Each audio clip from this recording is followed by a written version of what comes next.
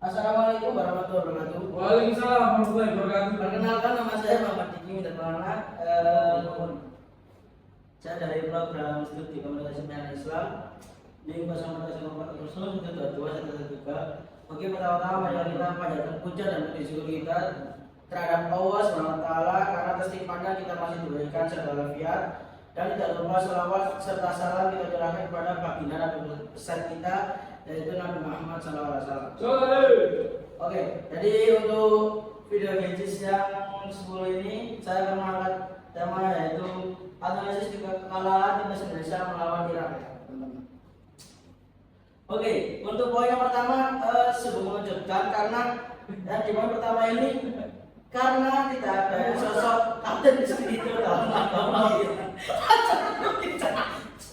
Ada tujuh nih, Gak apa-apa kan interaksi kamu sih coy. sorry tidak ada uang.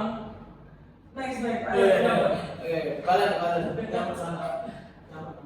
Oke, ini poin yang pertama sangat mengejutkan karena poin pertama ini tidak ada sosok kapten Rizky Ridho dalam agama Irak karena akumulasi kartu pada saat melawan Uzbekistan. Jadi pada saat melawan Uzbekistan ini Rizky Ridho mengalami kejadian pelanggaran, yaitu ya tahu sendiri lah ya. Nah itu mendapatkan kartu merah dan tidak diperbolehkan untuk melakukan pertandingan pada melawan Irak. Dan selanjutnya meskipun begitu pada saat melawan dunia besok itu Rizky Ridho tidak akan main. Jadi tidak adanya sosok Rizky Ridho ini menjadi kapten pada saat melawan Irak kemarin itu menjadi poin utama kekalahan timnas pada Irak. Karena apa?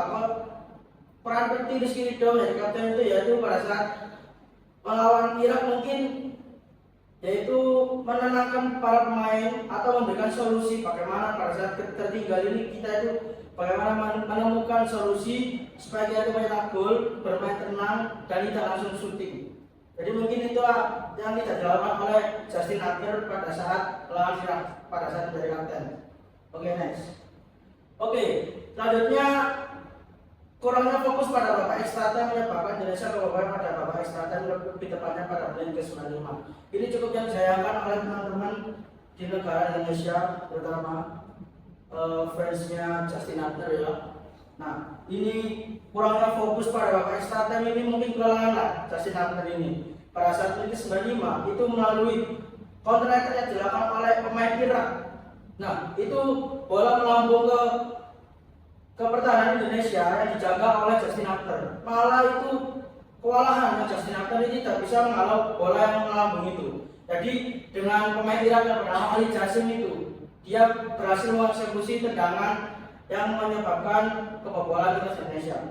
Dan Sintayong pun setelah match melawan Irak pun cukup menyayangkan kejadian kebobolan pada menit ke-95 tersebut.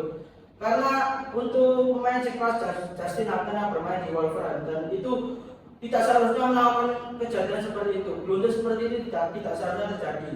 Jadi mungkin kekalahan untuk timnas Indonesia mungkin salah satu poinnya adanya kurangnya fokus pada babak ekstra time. Next. Oke, mungkin ini sangat mengejutkan, tapi ini tidak seharusnya mestinya.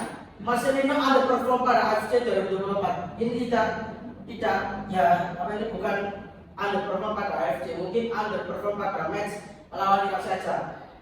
Kenapa aku bilang Marcelino nya underperform pada melawan Irak saja?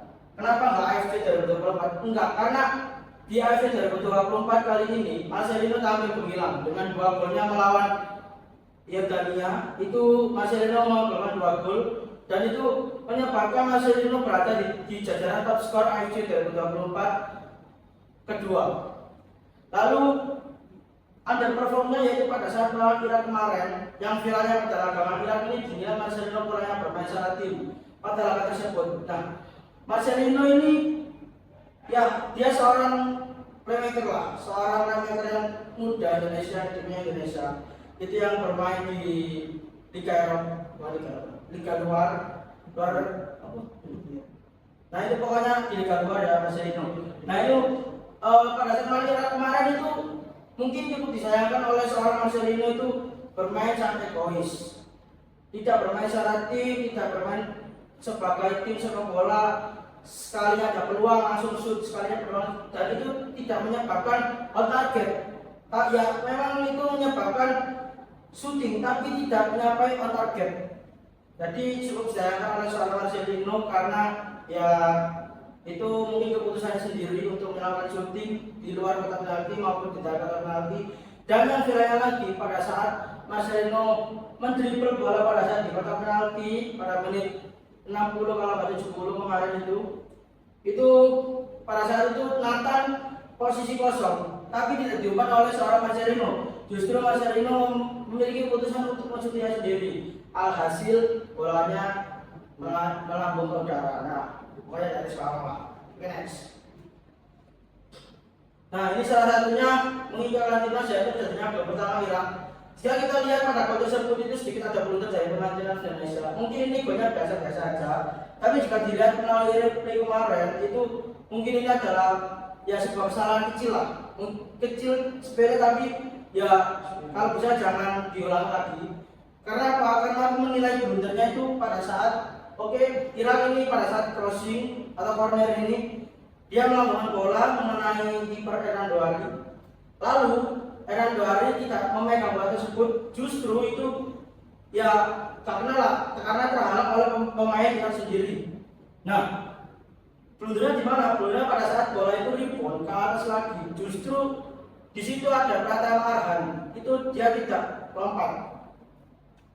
Saya nggak tahu kenapa dia nggak lompat, kaget ataupun biasa aja karena ya mungkin bolanya dia ambil langsung lompat ya. Tapi Arhan juga tidak tahu kalau di belakangnya itu ada pemain Irak untuk melakukan sundulan lagi yang menyebabkan gol pertama Irak. Oke, next. Oke, selanjutnya terlalu buang-buang peluang atau minimal finishing pada saat melawan Irak.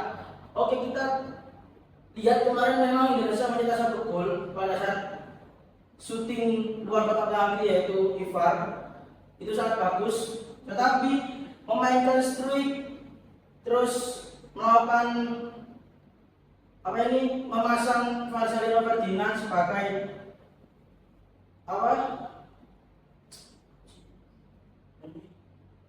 flank saya kiri lalu memasang itu sebagai kanan itu sudah bagus. Tapi tugas trik di sini itu memang untuk menarik perhatian lawan supaya Marcelino dan kita ini dapat mengobrak-abrik pertahanan Irak. Tapi justru Marcelino dan Witan ini sering kehilangan bola. Witan ini sering mendribble bola, tapi dia itu sering kehilangan bola juga. Sebaliknya Marcelino yang ditugaskan untuk mengobrak-abrik pertahanan lawan itu justru suka kayak anggar gitu, kayak sembarangan shoot luar kotak penalti entah itu kemana nggak tahu. Itu mungkin justru PR buat finishing Indonesia, streak ya. Mungkin pada saat melawan Korsel itu mungkin ya sebuah kebetulan lah untuk streak untuk Brest itu mencetak 2 gol. Karena ya itu pada saat Korsel itu peluangnya banyak sekali untuk timnas Indonesia tapi hanya mampu mencetak 2 gol saja. Oke, next. Oke, ini ada pemain paket year. Nathan Joaon, Justin Hubner, Ivar Jenner, dan Rafa Struik. Pemain naturalisasi sangat mendominasi dalam turnamen AFC kali ini.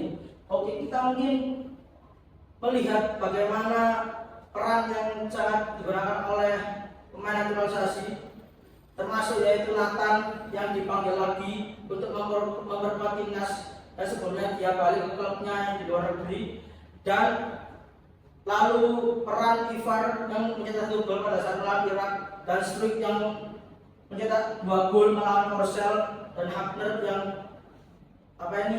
back yang sangat imut ya, kayak Sergio Ramos apapun ditabrak. Itu mungkin sangat mendominasi untuk pemain naturalisasi Indonesia. Oke, next. Oke, seringnya kehilangan bola karena sendiri itu pemainnya sendiri. Mungkin ini tadi sudah saya sebutkan. Mungkin untuk seringnya kehilangan bola ini di Marcelino dan Witan. Kenapa? Karena mereka sering mendribble bola. Marcelino dan Witan ini ya betul, memang tugasnya untuk mengobrak-abrik lawan, tapi tidak seharusnya jika mereka tidak bisa mengobrak-abrik. Ya kalau nggak bisa umpan aja, jangan anggar masuk terus main bola menyebabkan counter attack, lalu anggar shoot entah untuk bolanya nyampe ke atas, itu gak seharusnya terjadi. Jadi sebaiknya kita main ball possession terlebih dahulu, entah pun itu jadi gol atau tidak, intinya enak dimana buat bermain secara tim. Oke, next. Oke, ini mungkin kiper kita biasa ya, Hernando yang sering melawan build up atau maju meninggalkan daerah kawannya pada laga tersebut. Mungkin ini ya sungguh sangat disayangkan pada saat laga Irak melawan Indonesia. Seorang kiper Hernando Arian tampil gembira pada saat melawan Korsel ya, dengan save-nya penalti. Ini tuh sungguh disayangkan pada saat laga lawan Irak. Karena apa? Hernando cukup ya gak fokus lah buat apa ini pada saat laga tersebut. Hernando sering maju meninggalkan gawangnya dan menyebabkan kalau di gawang tersebut itu Nathan bela-belain sprint sampai intinya sampai bola ini tidak masuk ke gawangnya. Padahal itu Hernando sudah jauh meninggalkan gawangnya. Intinya kalau kiper lawan build up itu intinya kalau bisa itu jangan ragu. Kalau ada keputusan memang untuk maju, ya maju jangan ragu. Soalnya kemarin Hernando kita lihat itu ya dia ragu mau maju apa enggak, maju tapi keburu bolanya udah lewat dari back, maju mundur lagi. Nah itu mungkin cukup kesalahan yang fatal lah untuk kawan Indonesia. Lanjut. Kita bertarung sampai akhir itu penting dalam keadaan tertinggal dan berdiskusi untuk menemukan solusi gimana caranya bisa memenangkan pertandingan tersebut. Nah ini mungkin pentingnya sosok kapten Indonesia yaitu Rizky Ridho, yaitu menyemangati teman-temannya. Mungkin ini kurang di Hafner ya, itu kurang menyemangati teman-temannya, sosok kaptennya itu kurang. Mungkin lebih ke Rizky Ridho, bagaimana Rizky Ridho itu menenangkan teman-temannya, cari solusi bagaimana kita itu memenangkan pertandingan tersebut, entah itu caranya dengan main sabar, main passing ke teman-teman. Jadi mungkin kalau Indonesia kurangnya di mental bertarung aja sih. Lanjut. Sisi kanan posisi Indonesia selalu menjadi incaran merah. Nah ini Indonesia melakukan formasi yaitu 3-4-3 yang dimana posisi kiri itu yang dikawal oleh Arhan dan juga Justin Hubner. Nah itu yang disayangkan pada saat gol kedua Ali Jasim pemain Irak itu jor-joran sama pemain Irak sisi kanan dari Indonesia itu diserang terus.